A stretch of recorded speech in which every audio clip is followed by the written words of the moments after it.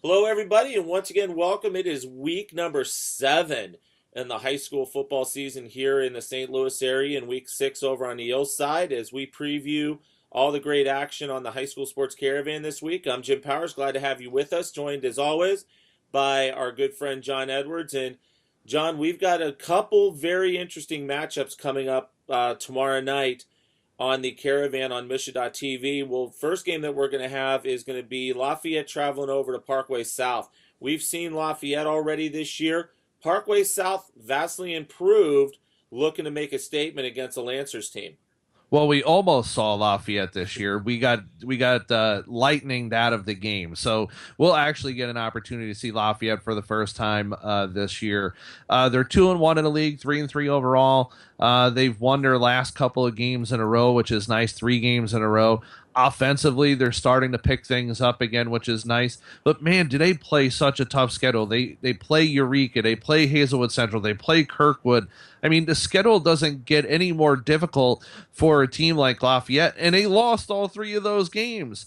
But over the last couple games now, they've put some points on the board, and I think they're starting to get some of that momentum offensively that they needed to get at the beginning of the year. You know, I saw the Eureka game in week 1. They came back in the second half and made a game of it. And then, we were supposed to see them against Kirkwood. They hung tough with Hazelwood Central. You got to remember, for Boyd Manny, this is a very, very young ball club.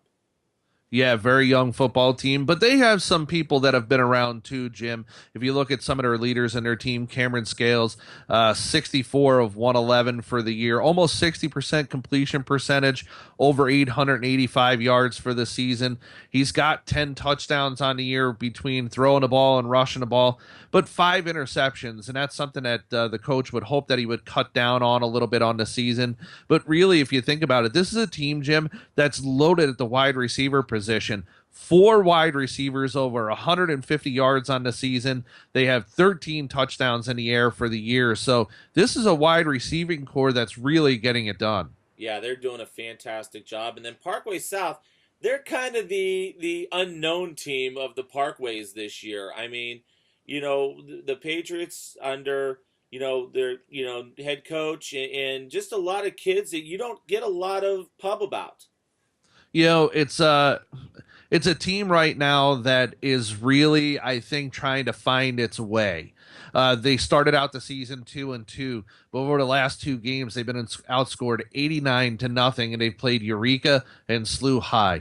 And if you're getting blown out by 2 powerhouse schools, one from the MCC, one from their own conference, this is a team that really needs to find some offense. They're averaging 21 and a half points a game, and we know in high school that's not going to get it done. Defensively, they struggle. They give up over 30 points a game. I mean, they're searching for some answers. They're a little on the young side. They have a lot of inexperience on this team, but you got to look to some of the guys on this team. Eddie Morris, he's a guy, 750 combined yards total. He leads the team. He's got 4 touchdowns. For a leader like that, you need a guy like that to have more than 4 touchdowns on the year. And he's got 2 catching and 2 receiving touchdowns. Nick Sprague at the quarterback position, he's thrown for almost 1,200 yards on the season, 12 touchdowns, which is a great number, but 9 interceptions. And in those numbers, Jim, they just don't work, especially in this area, in the St. Louis area, where the conferences are as tight as they are, and they play some of the same schools. They play the Oakvilles and the Hazelwood Centrals and the Websters and the Eurekas. These are teams that, if they hope in the future, in the near future, they want to compete with, they have to cut down on a lot of these turnovers. Yeah, that's going to be the big key in the ball game tomorrow night is not turning the ball over. But this Parkway South program really have had some lean years, but I think with the new leadership and some new things going on at Parkway South, I think after this year you may see them turn the corner because, as you said a minute ago, a lot of young kids on this roster. Absolutely. And you know what? We see it in almost every school. Every school has a downturn. We see it now with Chaminade. We see it with the Smet. These are schools in the MCC, and I'll use them as a comparison. These are teams that over the years that have been atop the MCC, and it's kind of shifted.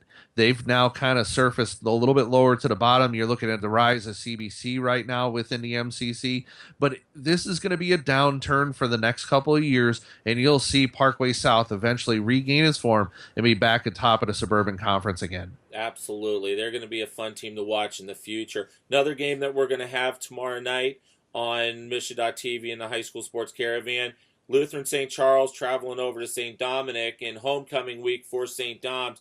Two teams, once again, trying to find their way a little bit.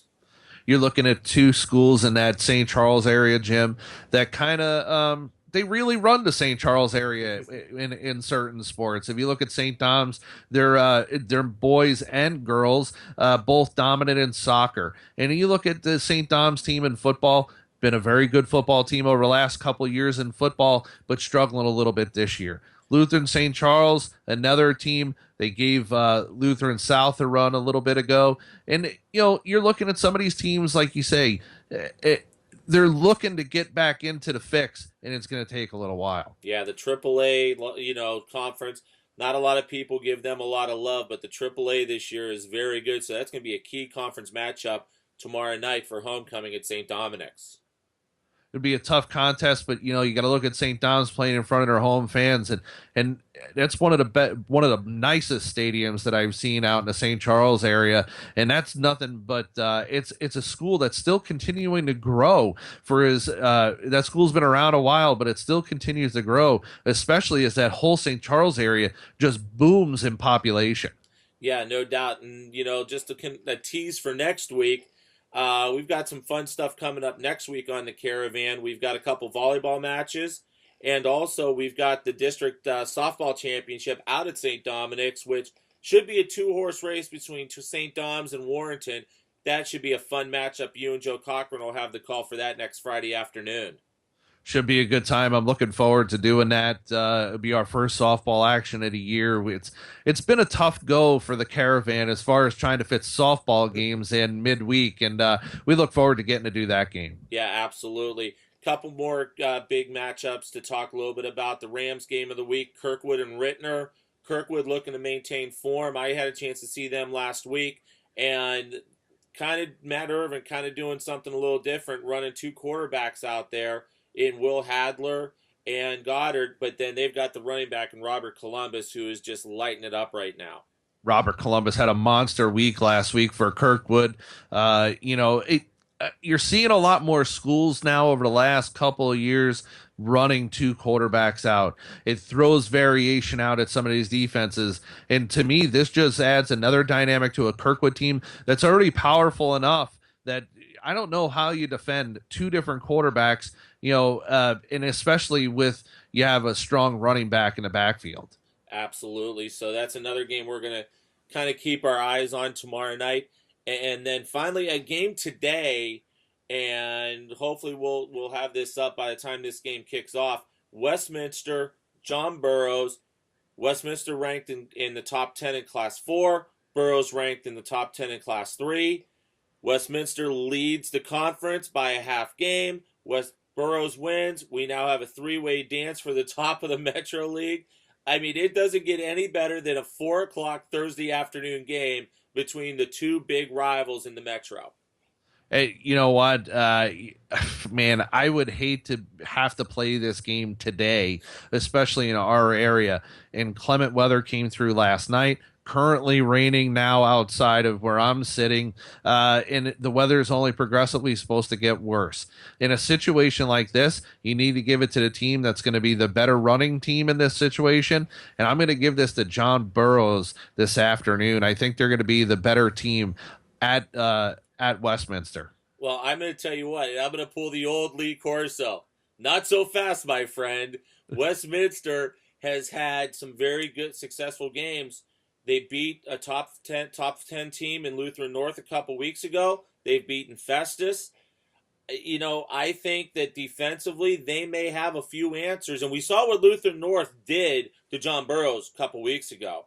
And that kind of surprised a lot of people. But then Westminster, so if you look at the 6 degrees of separation, Westminster may have the leg up here. But yeah, that's going to be a great game. And the reason there's 8 games on the docket tonight for a Thursday night. And the reason for that is every year it's Jewish holiday, and so they move those games up on Thursday so that the student athletes from the prospective schools that are playing can go ahead and celebrate that holiday for their heritage, which is really cool that the schools are able to do that.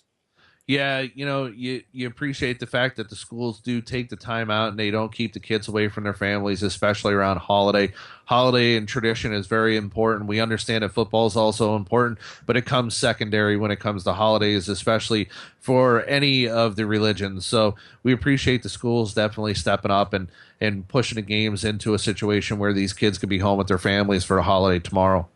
A lot of things up on the website. We've got this week's top 10 up on the website. Also, we're going to start tracking the district standings, and the district That's up standings. already. Yeah, It's the up district there. standings were updated yesterday. They're up on our website, and if you want to keep up to date on those district standings, we're going to have those up every Tuesday or Wednesday whenever Misha releases the updates. We'll have those up on our website, so you'll be able to kind of keep track on where your teams are in the district, because really, John, we're in crunch time right now. Every game matters for district seeding. Absolutely, it does. There's 3 weeks. There's 3 weeks, including this week, or 2 weeks left, including this week. We're 3 weeks away from playoffs, and if you look at the top team in each class, they have a significant lead as far as district standings.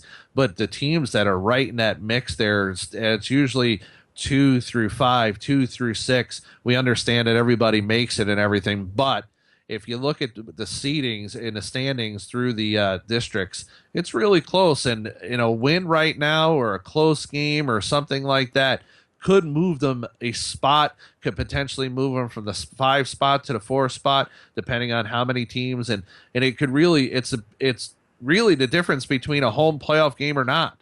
Absolutely. And for those that may not know, week 10, everybody plays the top four seeds. If it's an 8-team district, will host. And the way that works is those teams will host, but it's a 50-50 split at the gate. But then after that, you win and you're that higher seed, you're going to host until the district is final. And then they go to the brackets and everything, except for in Class 6, which this year it's kind of interesting.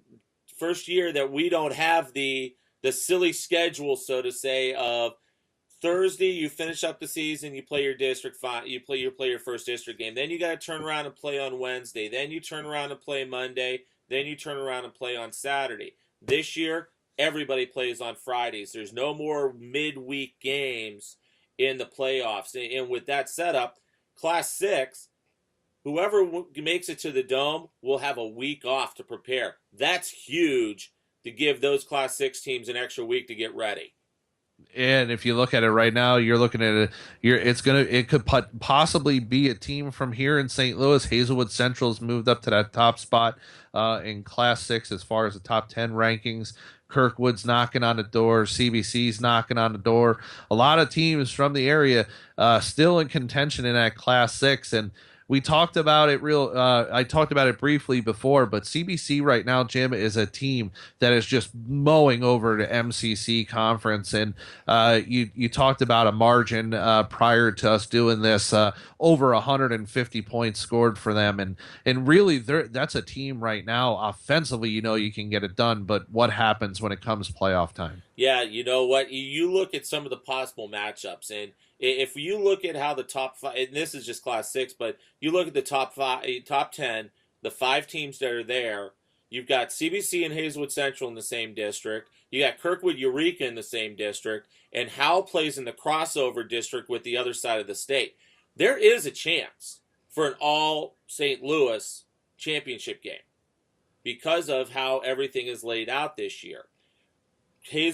Francis Howell would have to take care of their business, obviously, and they're probably, if they make it out of their district, they're going to have to play Blue Springs or Lee Summit West. And I was having a discussion with some of the Kansas City guys about, just how that district out in KC, they're just beating the holy heck out of each other. And that's where you're seeing a lot of the shuffling going on in the state poll. Yeah, you know, Hazelwood Central is probably, or Hazelwood Central, Francis Howell probably has the toughest road, I believe. And we talked about it last week that we know it's going to be Sutton Smith on the offense, but that team really needs to balance out with some passing. You saw them last week a little bit. You said they balanced out a little bit, and if they're going to play a team from out west. They're really going to have to bring their A game into one of those games, especially against those teams from out west. Yeah, absolutely. So we're going to be tracking all of those districts for you for the rest of the way, and we'll start kind of looking at the schedules to see where the caravan's going to be for the playoffs. But we'll be following everybody through straight to the dome on Thanksgiving weekend. We're excited about that. Oh, listen, we're getting down to that part of the season that I like. Yeah, playoff football and high school sports. Right from there, we jump not from playoff football. It's a matter of weeks before we jump right into high school basketball again. My time of the year. Absolutely, John. We'll have fun on the call tomorrow night with Michael Young over at Parkway South. We're looking forward to it. Absolutely, Jim. I'll talk to you later. John Edwards joins us. He will be with Michael Young tomorrow night over at Parkway South as Lafayette travels over to take on the Patriots. Todd Schumacher will have the call up at St. Dominic's for St. Dominic's and Lutheran St. Charles. I will be on the 2 Fox on the Prep Zone at 10:20 tomorrow night, so make sure you join Charlie Marlowe, Zach Coate, and myself for all of the, and Earl Austin Jr., can't forget Earl, for all of the breakdowns and all the scores and everything from a Friday night. For John Edwards, I'm Jim Powers. Thanks so much for stopping by www.highschoolsportscaravan.com. We'll talk to you next week. Have a great weekend, everybody.